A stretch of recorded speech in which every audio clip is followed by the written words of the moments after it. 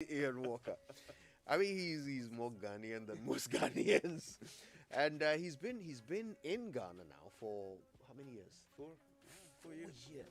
It's hard to imagine that how much time has passed, but it has. And His Excellency is now wrapping up what has been an eventful and memorable, if I may say so, tenure as Her Majesty's envoy here in Ghana. He's our guest this morning. We keep joking that he's here for his exit interview. Your Excellency, good morning, and thank you for joining us. Good morning. Yeah, it's very good to see you as always. It's great to see you, and great to be here, and great to kind of catch up with you all again. Yeah.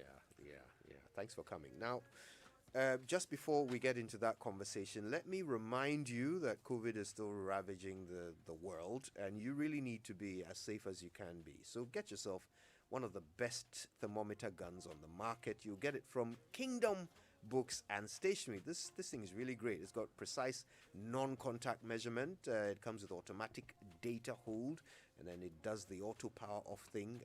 Plus, it comes with a really handy backlight LCD display, and you can set an alarm value on it, among other things. So listen, get yourself one, or perhaps get yourself a few.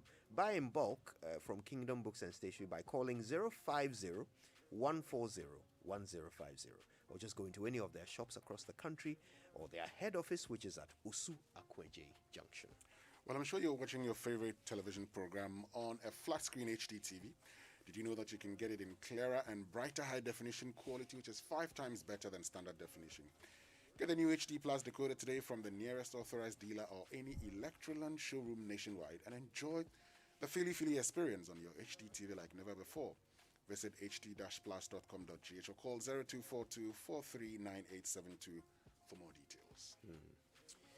So it's been 4 years of, bilateral relations and promoting trade and riding your bike and raising funds and wearing African wear.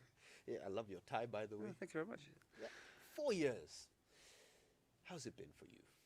It's been an immensely kind of personally fulfilling 4 years. I've thoroughly enjoyed my time in Ghana, but I guess perhaps more importantly, it's felt a really important time, I think, to be here during a time when Ghana has been going through so much change, and during a time when the UK left the European Union. I felt this is a time when both countries are going through thinking about their futures, and making sure that we anchor them in things that really matter, and make sure that we have Ghanaian priorities clear in our minds, UK priorities too.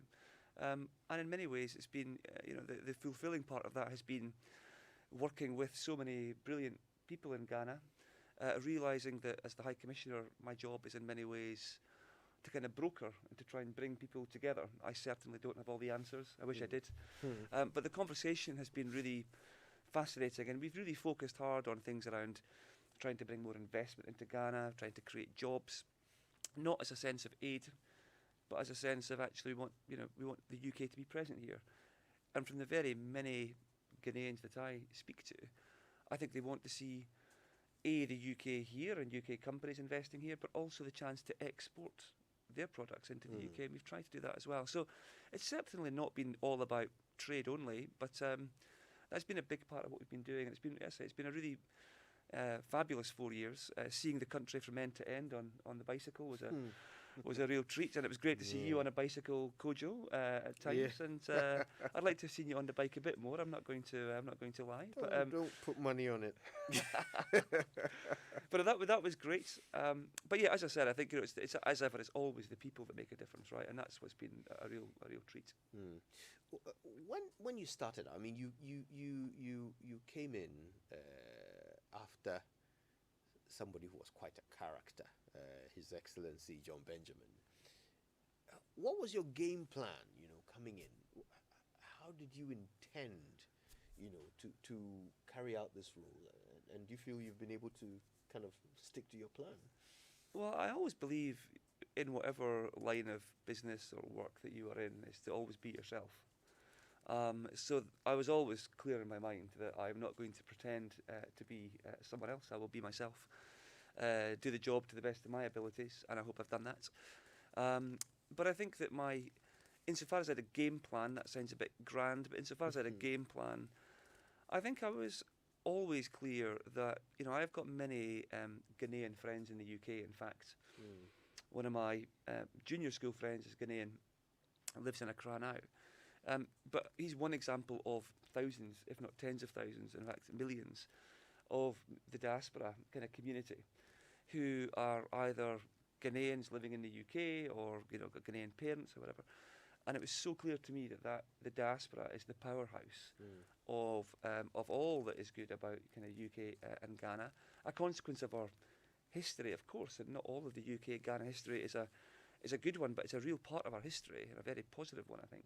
So how we kind of try and harness those people who have almost a foot in the UK and a foot in Ghana, and learn from them, and really kind of use them as the people through which we try and make things happen. And that isn't, as I said, I've talked about business, but that's also true in health, also true in education, and so much more as well. So that's been a real focus, and I'm not sure I'd say it was a game plan per se, but I was always clear that our role in the UK, as I said, is changing. I was particularly keen to make sure that we never lecture. I think there's nothing more, frankly, annoying than being lectured at. I think what we want to do is to understand each other, and to partner and to work together on challenges, and that's what I think I've really enjoyed about the role here, actually. Now, I know that you had a big focus on trade. I remember one of the first conversations we had when you arrived was about how you envisaged, a more robust and enhanced trade environment between Ghana and the UK. You think you've done that? I mean, in terms of real numbers, are we trading more? Well, I think, now? I think with the utmost kind of humility, I think realistically it's very difficult for one person in 4 years to change trade. But I think we've done quite a bit. I think we've done quite a bit to kind of reset how I think we've landed a few particular kind of areas where we've seen real change happen. I can talk about them.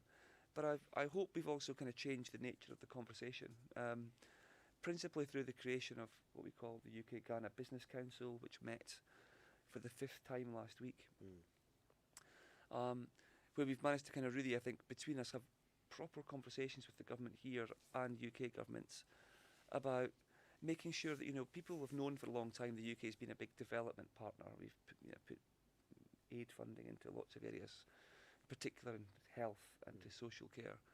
But increasingly now there is huge amounts of development finance in London available for major investments. And I felt we could unlock a lot more of that. And I think we've done quite a bit of that through organisations like CDC, who will be opening an office here very shortly, who are invested in multiple funds and multiple companies and organisations here now. And we also, through like UK Export Finance, making projects affordable, but Ghanaian projects, right? These aren't kind of British companies, British jobs. These are Ghanaian companies working with British partners. They're Ghanaian jobs, things as we've talked about before, up in Kumasi, Kajetia Markets, Tamale Airports, Kumasi Airports, the road to from Tema to Aflao. There's so many of these examples now. The projects are now working and moving, and I'm really pleased that we are seeing UK presence in that, both in terms of financing and often in terms of things around structural engineering or architecture, some of that kind of stuff, but working hand in glove with Ghanaian opposite numbers. Now, I think I'm right in saying that during your time, the UK has actually reduced the amount of aid it gives to countries like Ghana. This perhaps coincides with Ghana's own plans to go beyond aid. So you would perhaps be in one of the best positions to assess Ghana's performance towards this goal of going beyond aid. How far beyond aid do you think Ghana has gone while you've been here? So you're absolutely right. So yes, we have.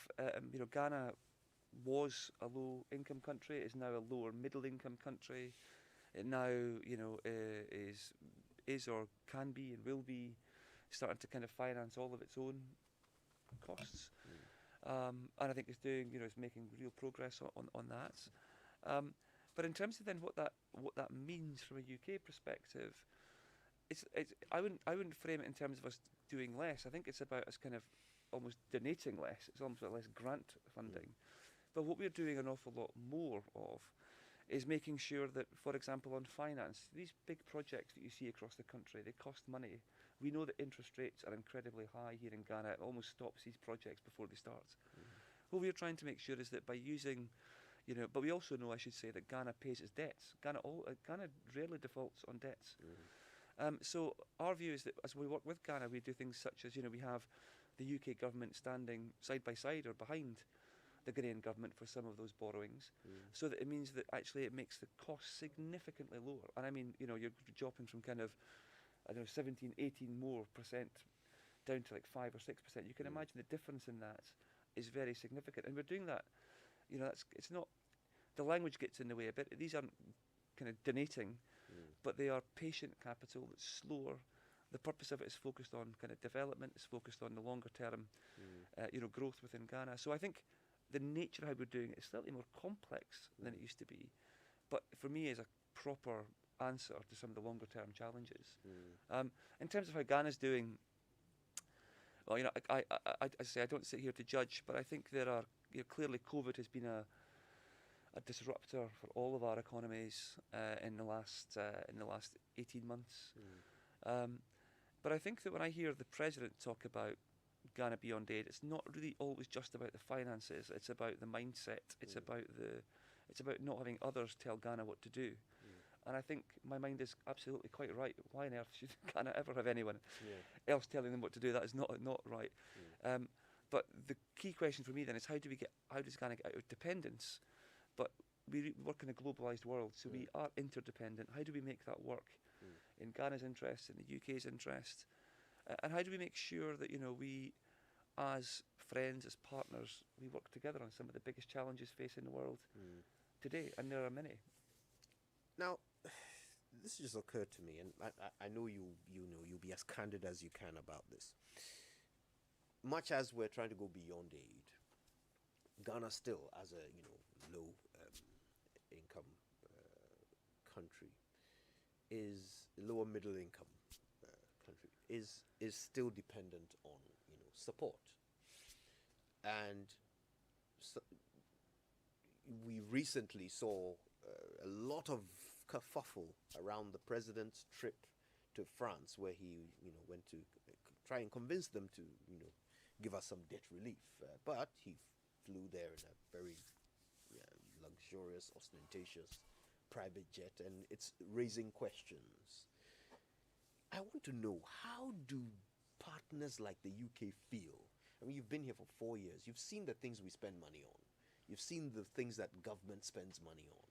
How as a partner, how does this feel? Especially when you look at the amount of money that you are either investing or granting to a country like Ghana. So I think, again, the distinction between investing and granting is really quite significant. Many of our investments that we're doing here, whether it's around, let me pick on the example of Tamale airports. So we're investing into Tamale airports. Why? Well, one of the reasons is because we believe it's a sustainable model that really helps the development within Tamale. Because in the case of Tamale, we want to try and support local development of agriculture, we want to help people get their produce to market more quickly, we want to try and connect Tamale to a broader economy. So actually it's something that, yes, we want to make sure that when we invest, we receive the money back, as it were, but it's done at such a low rate that it's not about a commercial return, it's about making sure that it's not a gift. And so that, for me, is kind of why that's a good thing to do, because it means those that are on the other side of that transaction need to make sure that project succeeds. Right. I think that's a good thing. In terms of government expenditure, look, I think that that's the kind of really valuable role of the media here. I think one of the things I'm really struck by here is the voice of the media in Ghana, and I think that transparency is everything for government. Certainly true in the UK, where making sure that governments are held to account through open public discourse, making sure that journalists can, I think, speak their mind without fear or favour, is a really kind of essential part of democracy working. So I really do believe that scrutinising, challenging is a big part of what the media should be doing and what the Ghanaian conversation should be about. In terms of specific expenditures, I don't really have a specific kind of view on, individual things that the government spend money on. But what I would say is that it's kind of clear that it's clear to me, and this is not a political statement because I have been here during obviously the current government. I wasn't here during the prior one. But I think you can look at Ghana's history and you can see Ghana continuing to progress under both colours of government. I suppose my observation is I hope that as Ghana, some of the challenges Ghana faces are the longer term ones. They're infrastructure type related projects which are longer term, or in health, they're long term kind of generational kind of challenges. So trying to find a way where parties can find a way of working together, finding some kind of areas for consensus, that we can break the kind of cycle that one party does something and another party does something different. I think would be a really kind of good thing for Ghana, because I do think that whether it's the case of some of the big institutions, you look at kind of Corlebu Hospital, fantastic hospital, some of the best medics I think you can see in the world anywhere, and you can see that needs investment. But that needs to be a long-term plan, not one that gets you for the next 3 years. And I pick that as an example. There are so many more. But trying to find areas where expenditure can be done on a slightly more cross-party basis, with transparency, where the role of Parliament, I think, can add visibility to that. And the media, can kind of critique and comment and have public discussion, I think is healthy. So I feel optimistic that some of that happens and more of it can happen. But as I say, I think it's this kind of the short-term focus over a longer-term challenge is something that I think needs to be worked through harder. If you just joined us, we're talking to His Excellency Iain Walker. It's his last week in Ghana after 4 years of being the British emissary, if you will, to our country. And we're just touching on some of the highlights, right, of your time here.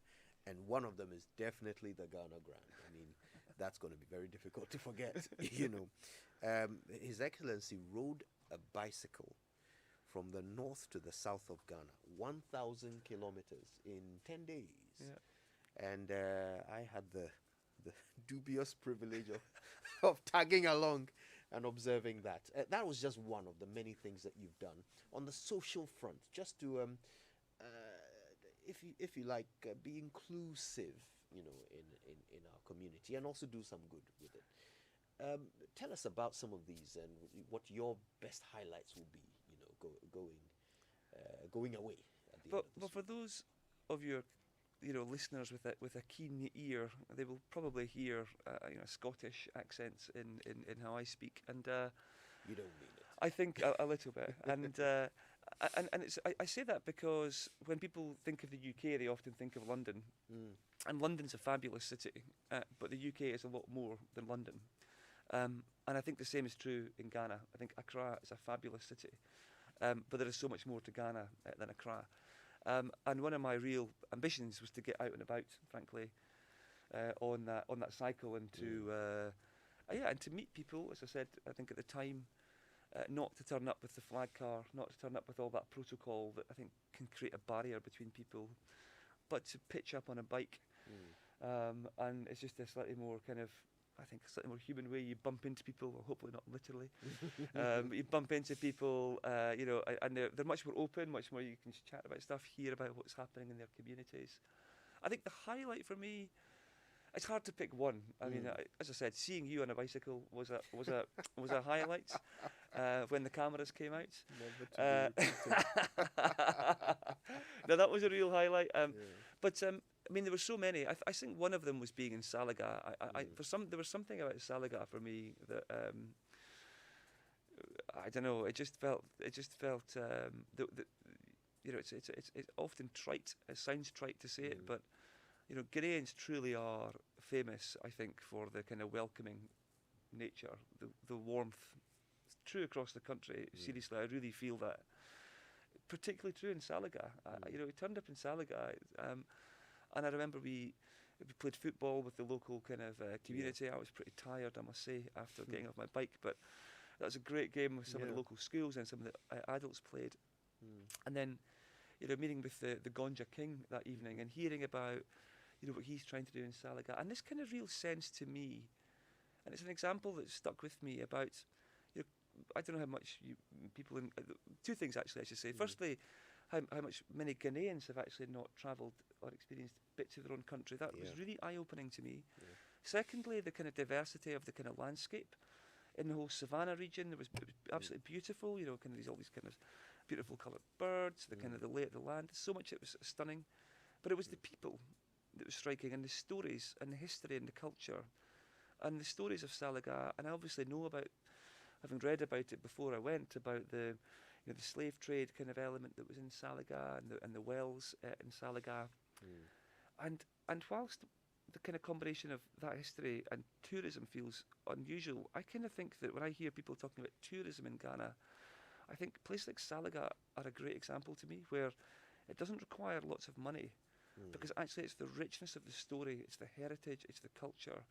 And I just kind of sat listening to people telling us all about this, thinking, Craig, it's amazing. This is an absolute privilege to sit and be part of this conversation. So I loved that, and I think when people, think about, big opportunities for Ghana, you've heard me say this before, I really do believe that tourism is genuinely one, but it's got to be built on the kind of the culture, the diversity of the traditions across the country, and frankly, touch wood, Ghana remains a very safe country, very welcoming place, and I just know everyone I've met that's come to visit, from my kind of, frankly, from my own parents to my wife's parents to kind of friends, they've all just said, gosh, it's just such an amazing country. And I think people can forget that. Of course there's challenges here, there's challenges in every country, but the opportunities are vast as well. Yeah. Trust you to remember the place that had the least luxurious hotel as your favorite. But yes, Salaga was magical. This was all to raise funds. That's why you did it. Well, it wasn't actually. I mean, why I did it really was to do two things. It was really to kind of change the conversation about Ghana, and to try and make sure that, I think that in the West, certainly in the UK, too often the conversation about Africa is one that is vested in subjects of poverty or problems of security. And across the continent, that's obviously true in some areas. But I don't hear the conversation in the UK often enough about prosperity, about opportunity, about generosity. So the real kind of underlying reason for me was that in my own, as I said, in my own kind of modest way, was to try and tell a story of Ghana, of my time here. And I think that's the bit I'm probably most happy with. We, in the course of our 10 days, we had over 95 million social media hits from around the world. And countless people since still talking about, that was Ghana. That was, so that was what we were really all about. Once we decided to do it and the plans came together, we thought, well, can we raise some funding? And that was definitely a secondary that went part. to the Burns unit at Kolebu. Yes. They're certainly very thankful for that. A lot of peddling. A lot of peddling, but a lot of again, the Burns unit at Kolebu, quite terrific setup there, run by actually at the time Dr. Apokaware, now the chief executive. Now the CEO, I think for me that means hospital's in great hands. Brilliant surgeon, but totally committed to kind of the healthcare of the people of Ghana. And I think when you have people like that in those kind of roles, that invests huge confidence in me for the future of the country. I think it's brilliant. Okay, so let's get to one other thing which I know you were very much interested in. You wanted to monitor the elections. You wanted to see, the voting process, the counting process, and even tour some media houses to find out how, election coverage was being done in Ghana. What's your assessment? I mean, you're there for the elections. What would be your own assessment of the country's electoral process, from voting to counting to declaration of results? So for me, it almost broke into two parts, I suppose. I think election day itself was terrific. I mean, I think I went around very many of the polling stations. As you said, I spoke to some of the media houses. We had a kind of a fairly significant team observing bits of the election, and we'd spent a lot of time in advance of the elections working with various people. As you said, I never tire of saying it. We have no dog in the fight. We have no interest in who wins, but we do care that the process goes well. And as many people asked me at the time, why is the UK kind of watching Ghana? That doesn't sound quite right. And I said, well, to be absolutely clear, Ghanaians watch the UK elections, and we encourage outside countries to watch UK elections. We think that's really healthy. So it wasn't about this being a one-way thing. So I thought on election itself, I thought it was fabulous.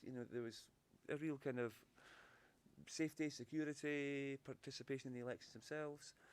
I think clearly then the elections were so close. And then it became quite a protracted period after, which has, I know, been subject to so much discussion here and elsewhere. But I thought, I think credit to Ghana for conducting.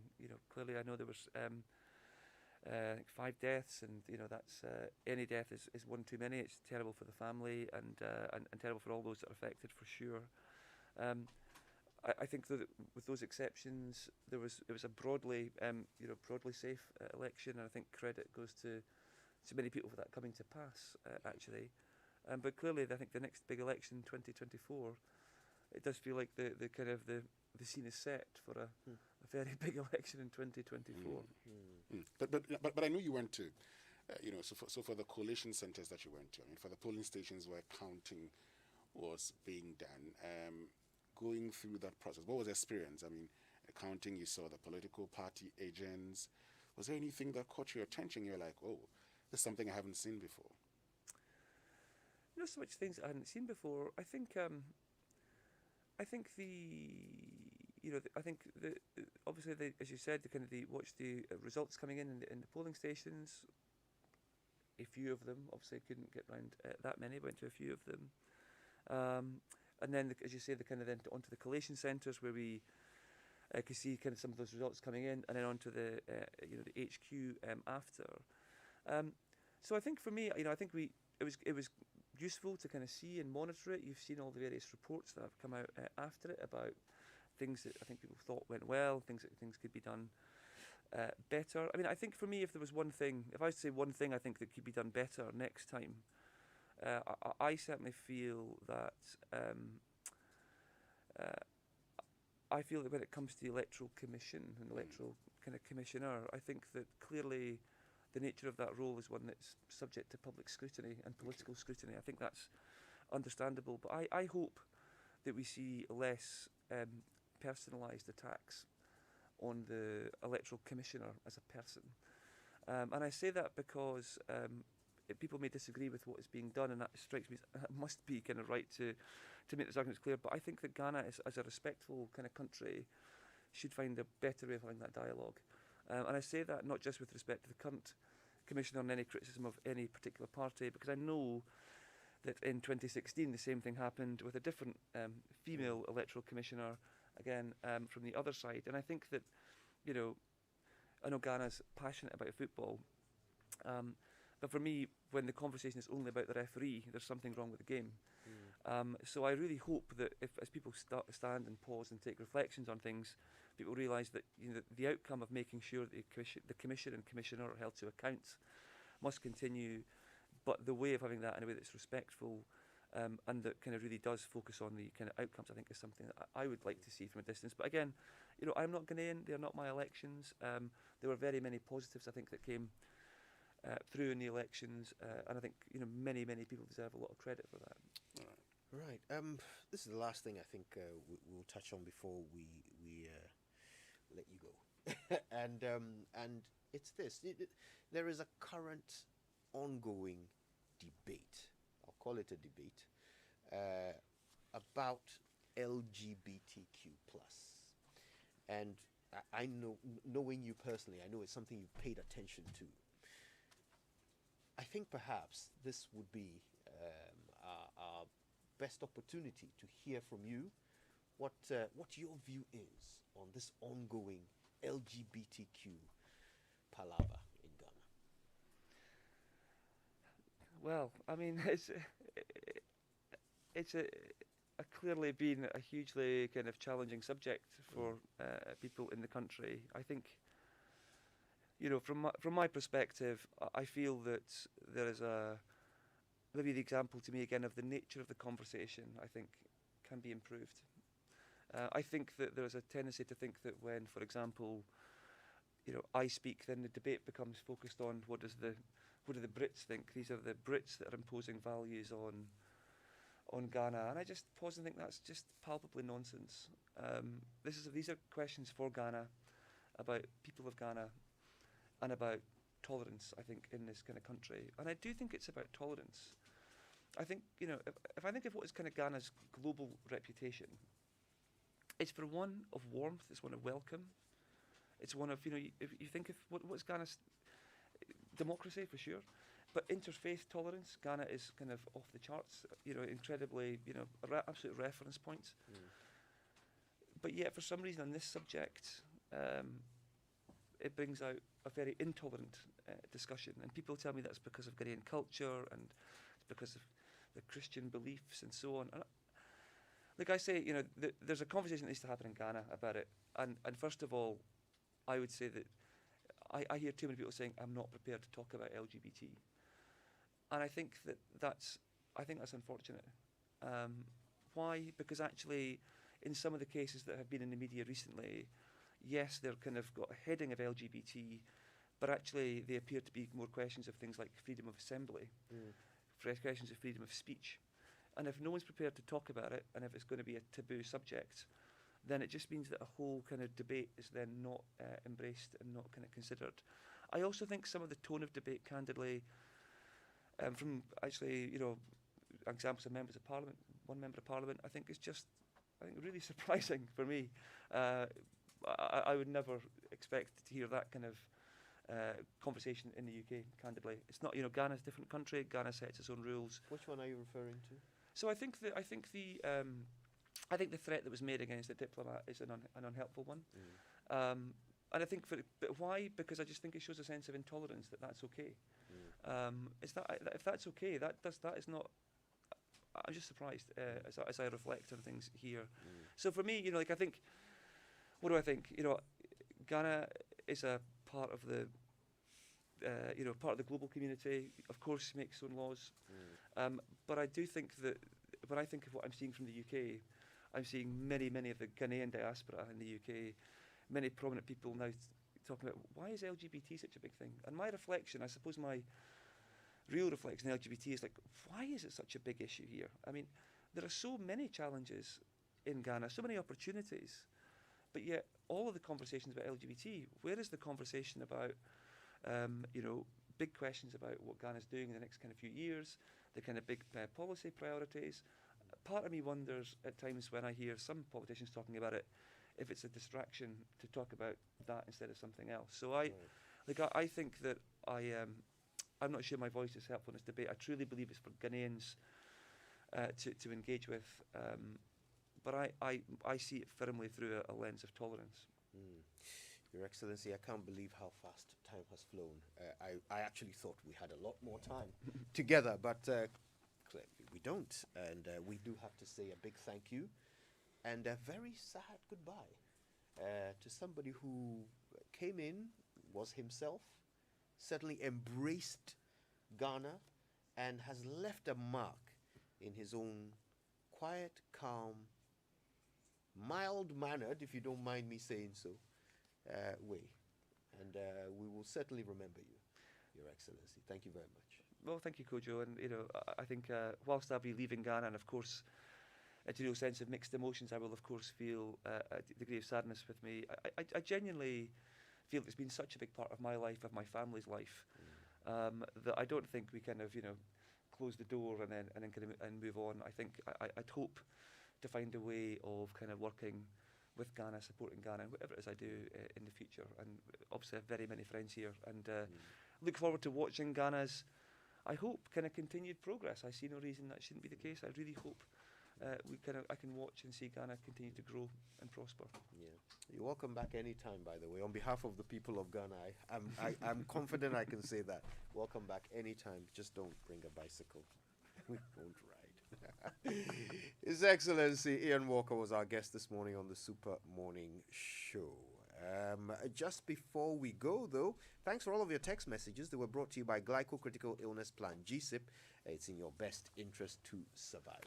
Well, the best players in Europe have gathered at the Euro 2020, and you can get it all live and free on the multimedia group channels from the 11th of June to 11th of July 2021.